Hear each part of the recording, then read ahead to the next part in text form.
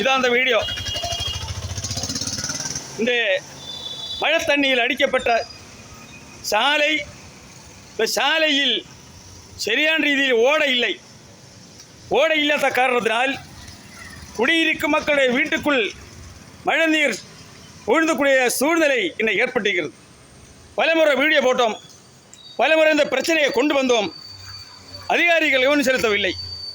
ஆனால் தான் தமிழ்நாடு முன்னேற்றக் கழகம் இன்றைக்கு இந்த சாலை ஆய்வு செய்து சம்பந்தப்பட்ட அரசுக்கும் அதிகாரிகளும் அனுப்பி வைக்கிறேன். பார்த்தா வேலைக்கே அல்லவா? யாருக்கு இது பிரச்சனை வராது? இந்த பிரச்சனை ஏன் முடிக்கவில்லை? இந்த பிரச்சனைக்கு ஏன் நிரந்தர தீர்வு காணவில்லை? மக்கள் எத்தனை முறை வீடியோ போட்டோம், புகார் கொடுத்தோம், மனு அளித்தோம், ஏன் நடவடிக்கை எடுக்கவில்லை? காரணம் என்ன?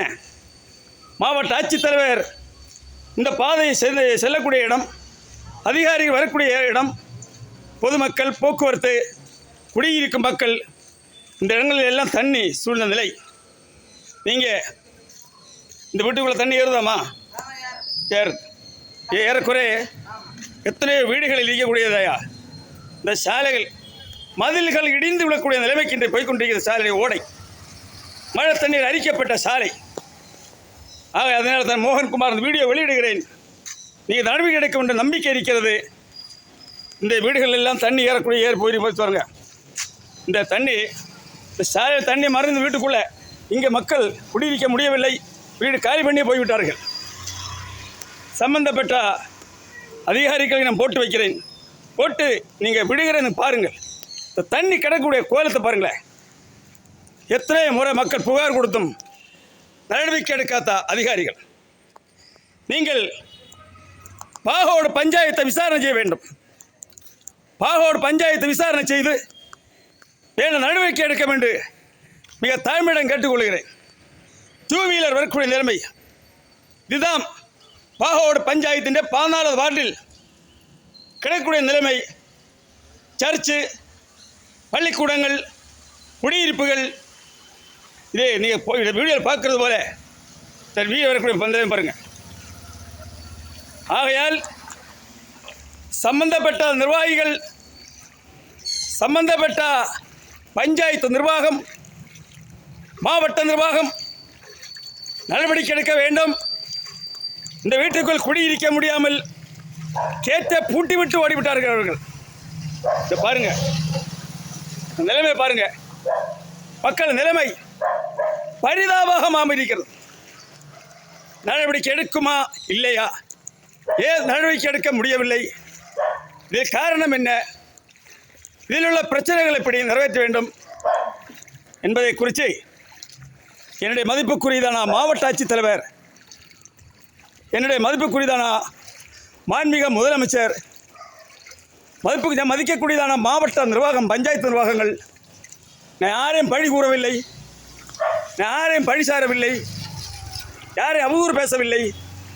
இந்த வீட்டுக்குள் குடியிருக்க முடியவில்லை. கேட்ட பூட்டி விட்டால் தண்ணி உள்ள பாய் காரணத்தினால் மிகப்பெரிய ஆபத்தான நிலைமை. அது காம்பவுண்டுக்கு இடிந்து விடக்கூடிய நிலைமை. மக்கள் குடியிருப்புகளிடையே பலமுறை இந்த பிரச்சனையை கொண்டு வந்தோம்.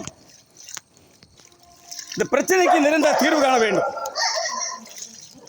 சரியான முறையில்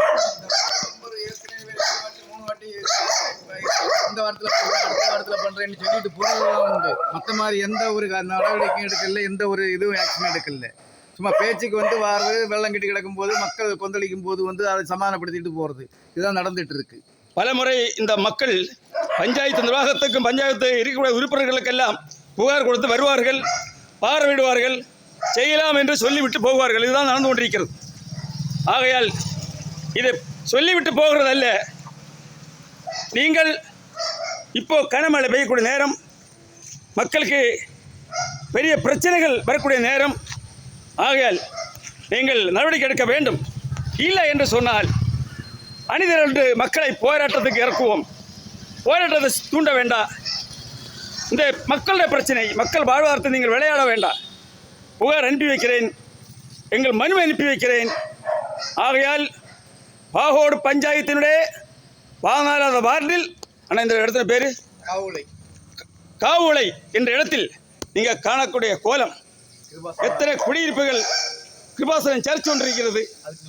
அதுக்கு அச்சாலையில் பக்கம் ஏகப்பட்ட ஏறக்குறைய 10-15 வீட்டுகார் பாதிக்கப்பட்டிருக்கிறது. வெளிவர முடியாமல் கேட்டை பூட்டி விட்டு வீடை காலி பண்ணி போனவர்கள். சரியான ஓடை இல்லை. நீ பாருங்கள், மனசாட்சி இருக்கான்னு கேட்குறோம், ஒரு மனுஷத்தம் இருக்கான்னு கேட்குறோம். உங்களுக்கு மக்கள் வாழ்வாதாரம் முக்கியம் என்று சொன்னால் சம்பந்தப்பட்ட அதிகாரிகள், என்னுடைய பாசத்துக்குரிய மாவட்ட ஆட்சித்தலைவர் நேரடியாக பார்வை செய்து இதுக்கு ஒரு முடிவு நீங்கள் கொண்டு வர வேண்டும் என்று கேட்டு பேட்டி முடிக்கிறேன். நன்றி, வணக்கம். மோகன்குமார், தமிழ்நாடு முன்னேற்ற கழக நிறுவன தலைவர்.